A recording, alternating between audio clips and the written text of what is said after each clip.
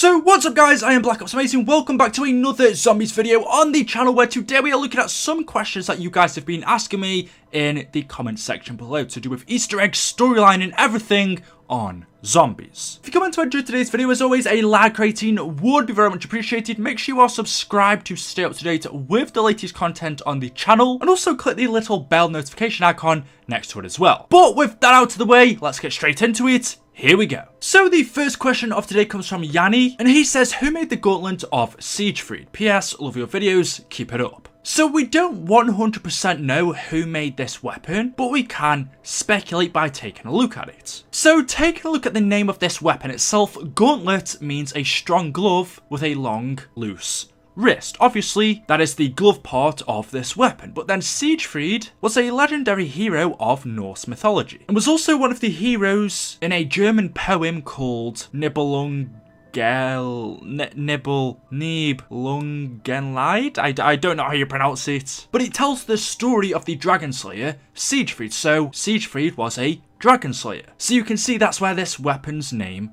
comes from. We know that it has a couple of different abilities, one of them of which allows you to wield a whelp or a baby dragon on your arm, similar to a falconer, and you can then use this dragon as a flamethrower. As you may know, you can also launch the dragon, which kind of turns it into a sentry, and whilst in this mode, the Gauntlet then allows you to have an enhanced melee, which is basically the 115 punch, which if you've used it, you'll know that it launches the players through the horde of zombies, sending them flying. So those are the abilities that it has. Obviously, like I said, it does contain 115, but we don't have any clue who made it. There's no branding on the glove or anything. You would think because it contains element 115, and also because it has a mini dragon on it, we know that the dragons were created by Division 9 for Group 935, or actually, both of these groups combined together to create the dragons. So you would think that maybe it was created by Group 935, but we don't really know. Again, of course, since Siegfried is linked to Germany, Group 935 is linked to Germany, you would say it's more than likely created by Group 935. Could it have been created by the Russians? Maybe there's a small possibility. Or what if, because like I said, there's no evidence who it was made by, is it possible that this was created by Dr. Monty? We know it's given to us out of the graves from underground in Gorod. Obviously, that's all to do with magic. This skeleton bone comes out of the ground and hands you the Gauntlet of Siegfried, so that seems to have something to do with Dr. Monty, and if that's the case, did he make this? I don't know. Of course, it's all just speculation, but that's really the best we can do. The next question from Super Cool Kid 1 says, BOA, where do the zombies go when they get sucked in by the thing from the Apothecon server? So basically, where do the zombies go when they get sucked in by the black hole that's created by the Apothecon servant? Well, honest answer, we don't really know. However, it does seem that the black hole that's created is a rift. We know that the Gersh device creates a rift. In Ascension, when Yuri tricked Gersh into activating it, he pressed the button, a rift was created, which absorbed Gersh, and that allowed Samantha to travel through. As we know, Yuri was also sucked through and teleported to the Pentagon. So the Gersh device, when you activate it, creates a rift, and I believe that is what the Apothecon servant does. And the rift basically acts as a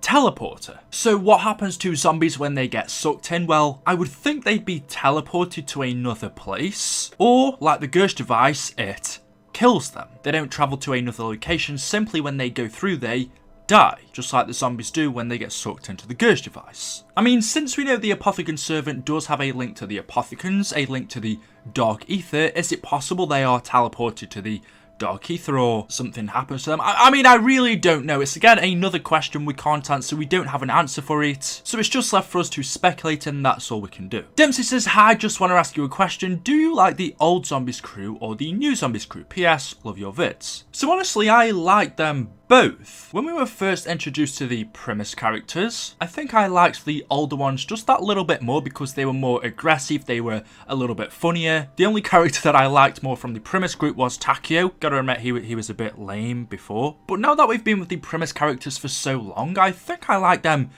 equally as much. I like their newer, nicer personalities, the way they're a little bit more friendly with each other that we've had recently, but then I like the hatred they have for each other and their funniness, I guess you could say, from the older Ultimus crew. So if it was up to me, I honestly really can't pick. The only character I would say is Takio. I prefer more of the newer version of him, but everyone else is pretty much the same. I don't know, let me know what you guys think about that down in the comment section below. If you could only stick with one set of characters for the rest of zombies, would it be the Primus crew or the Ultimus crew? The next question says, BOA, why am I...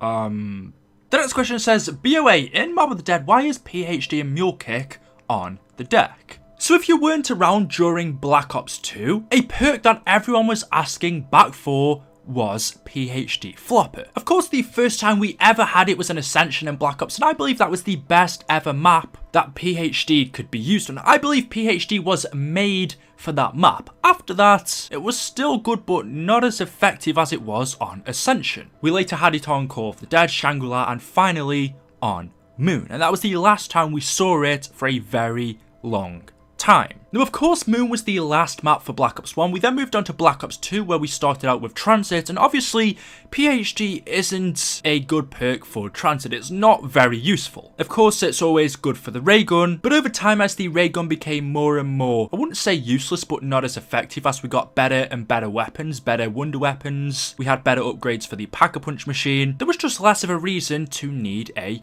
ray gun. And so for that reason, that also meant that PhD did become more and more less effective, although it was still a good perk. And in Black Ops 2, everyone expected PhD to be in the game, but of course in Transit it wasn't there. We then came over to DLC 1, where once again everyone wanted PhD, and PhD would have actually been an awesome map. For Die Rise it would have fitted perfectly with the no fall damage, with the dolphin dive ability, because Die Rise is such a high map with loads of places we can jump from and fall from. PhD would have been a perfect perk to use on this map. And so Treyarch, instead of adding it in, they knew that we wanted it, they knew it'd be an awesome perk for this map, and so they teased us. If you don't know, if you take the elevator from the spawn room, as you're going down, if you slow it down very, very slowly, you can actually see PhD for literally half a second. Actually, less than that. Treyarch teased PhD Flopper, but we were never able to get it. And I thought this was something funny that Treyarch did. A lot of people got annoyed. A lot of people came up with theories and myths that you are able to get it somehow, but obviously we now know that we can't. So it was first teased in Die Rise. The next map that we then got was Mob of the Dead, and once again, like I said, everyone still wanted PhD Flopper,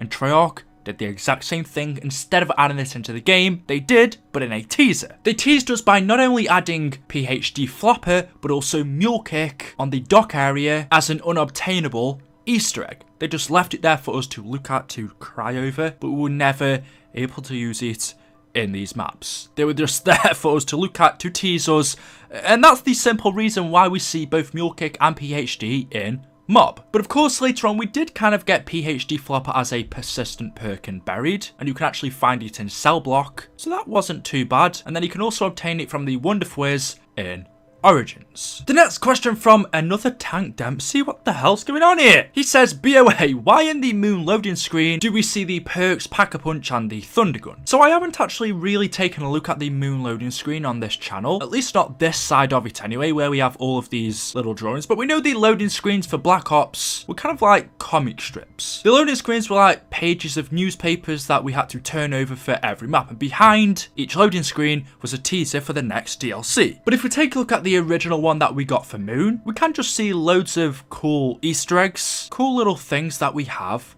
in Zombies. Of course, here we have Speed Cola. As the writing's so small, I can't really read it properly. Maybe you guys could do a little bit better of a job than I can. Like I said, we have Speed Cola on here, we have the Thunder Gun, we have some Gamma Ray specs, used data tapes, the Vending Machine Bank, which of course is Speed Cola, the Vril device, we have the zombie that's come out of the shrink ray. There's just loads of cool little Easter eggs, nothing really too important to the story, just kind of like funny things that we have in Zombies. The writing's way too small for me to read, but we have the Monkey Bomb, the interface for the MPD, the control panel, we have some brine shrimp, I don't really know why they're on here. There's a balloon, gun mule, the Pack-a-Punch, just loads of funny things, but there's no significance to any of this. That is it for today's video, guys. Hopefully you have all enjoyed. If you have a like rating, would be very much appreciated. Make sure you are subscribed to stay up to date with the latest Zombies content on the channel. Let me know your thoughts in the comment section below and what other videos you would like to see. Also click the bell notification icon next to the subscribe button as well, and I will see you all in the next video. Thank you for watching. and goodbye.